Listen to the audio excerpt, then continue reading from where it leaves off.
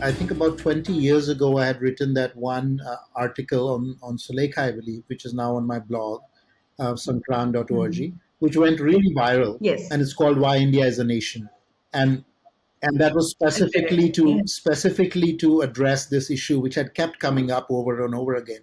And the more I dig into it, or the more I dug into it, I was actually shocked at how misled we've been. And this itself, the notion that India is not a nation, was very much a colonial uh, input, was a colonial notion, and it was very deliberate.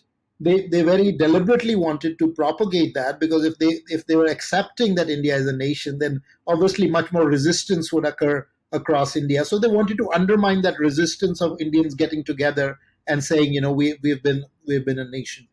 Now, the notion of a nation itself is somewhat of a new notion. I mentioned this in my essay, because nationhood and the way we understand it now got, a lot of it got defined in European, politics over, the Treaty of Westphalia, and all of this happens, in about a 200-year interval.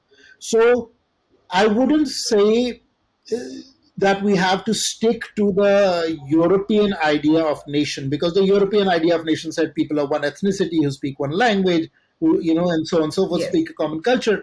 But that kind of notion, trying to fit India into that, doesn't make any sense. That's like Europe's Mm. sort of dream sequence or fantasy about what a nation is, right? We don't Yes. have to really be concerned with that. For us, the idea is different. We ask this question: did the people of who were living in this geography of Bharat, did they have some notion of continuity? Did they have some notion that connected them? Did they see of them? Did they see themselves as sharing a One common idea? You know, and it's really common. about ideas here, because all nations, one way or the other, are constructed on ideas. So if I look at the ideas, the notion of nation comes so strongly in the Indian tradition that it's almost uncanny. There's nothing like it on the planet, actually. I mean, if you look at Shankaracharya, who's doing his Digvijay Yatra, a couple of thousand years ago, or maybe even earlier, and he's a child from a village in Kerala, and he goes on the Digvijay Yatra. Firstly, why does this Digvijay Yatra circumambulate this nation of Bharat? If there is no notion of Bharat, I mean, he could easily No just have notion of gone to Tamil Nadu and Kerala and be happy. What's the need for this particular yatra? Not only exactly. does he do the yatra, he actually establishes mathas on all four corners of India. It's a complete Exactly. diamond shape that really says this is the territory that is of interest to me. Now, why didn't he set up mathas in Greece and somewhere else, or Southeast Correct. Asia?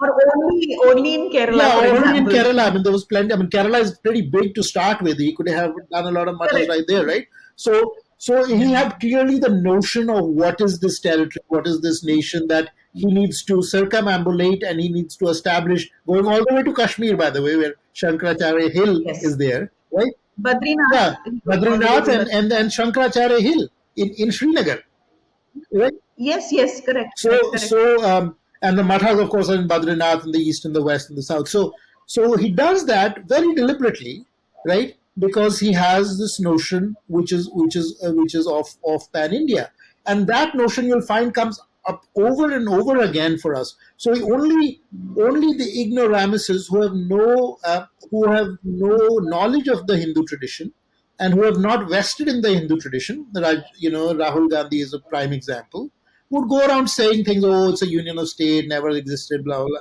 Well, if it was union of state, why is it that all of our stories, if you look at the story of Shakti, where Shakti is cut Mm. up in all these pieces, right? Parts, Parts, and the yes, land, guess where? All over India. They don't land in China, and yes. they don't land somewhere else. They land all over Exactly. Bharatvarsh. And not only that, True. if you map them, they actually inscribe a figure of a woman all across India. So even the notion, Oh, yeah, it's I amazing. don't The know. anklets land in Sri Lanka or something. Oh, You know, lovely. Oh my so God. this again, this notion of Bharat as one, as a divine mother, whose parts are all over India, right? Again, such an old notion, such an amazing notion. Same thing happens with the Mahabharata, because the Mahabharata is, you say no Bharat existed, but Mahabharata happened. So Correct, if correct. people didn't have a notion of Bharat, how can you even talk about Mahabharata? Right? Mahabharata, Exactly. And exactly, so exactly. Mahabharata takes these kings again that are, from the east to the west, you'll find from Patliputra Mm. all the way to present day Afghanistan, Gandhar, which was of course Yes, part of the limits of India. So you find all of these kings, and the Mahabharata is actually an encyclopedia of Bharat. We are actually confused of what the Mahabharata is. There is so much knowledge in the Mahabharata, which is actually practically nothing to do with the war. They're talking about all of the correct. plants that exist in all these different places. They're talking about all of the trees. They talk about all of the rivers. They talk about all the lakes. So all the animals in different parts. So this is really Encyclopedia Britannica of that time is Mahabharata. Mahabharata is the Mahabharata. encyclopedia, and it was designed as an encyclopedia compendium of knowledge about the different parts of India.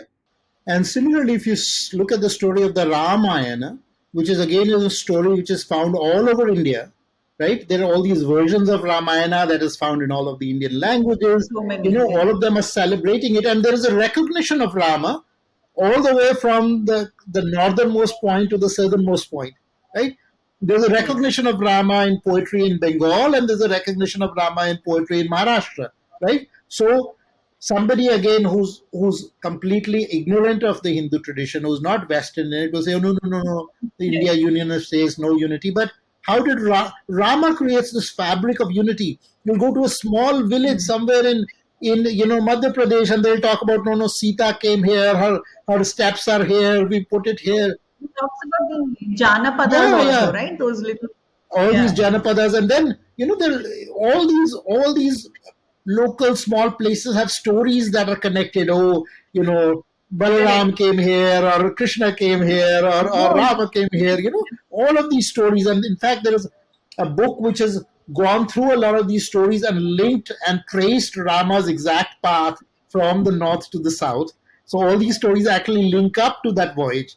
So it's really, really amazing how this history has been. which book is this? This is Which book? D.K. Hari's book. D.K. DK Hari. Hari. D.K. Hari is one of our Garuda authors also. Although I think this book was Okay. published before he published with Garuda, but I think it's D.K. Hari's book on Rama's Voyage or something like that. You can look at it. Oh, okay, okay. So all of these local Mm. places are connected, and the stories are connected. And again, without a notion of Bharat, with how did all of these people come to recognize Rama in that way?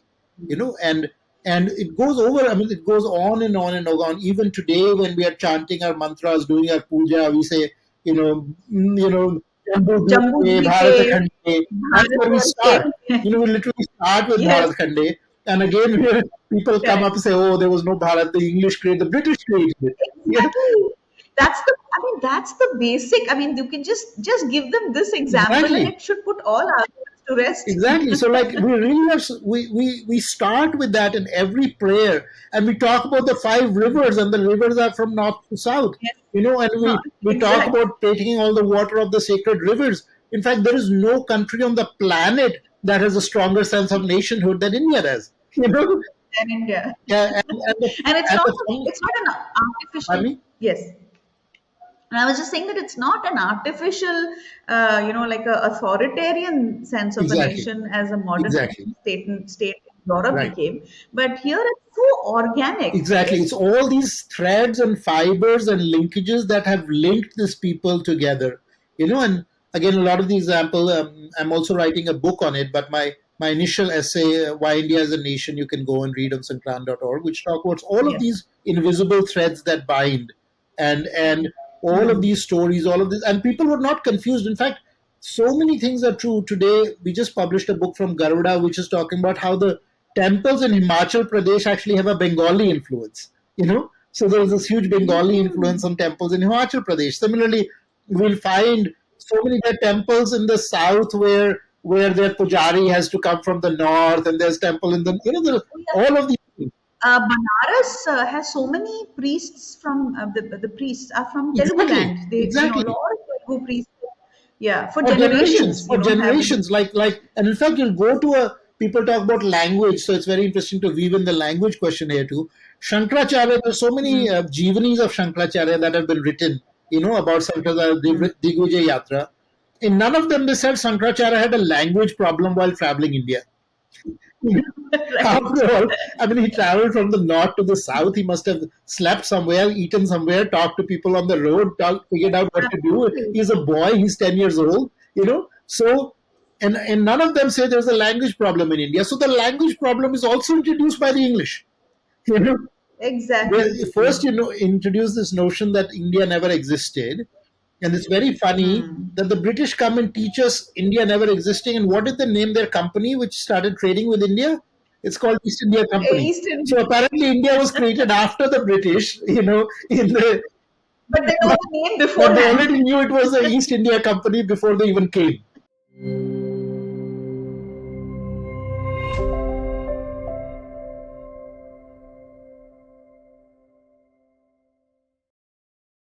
Please remember to subscribe to us and switch on the notifications for this channel.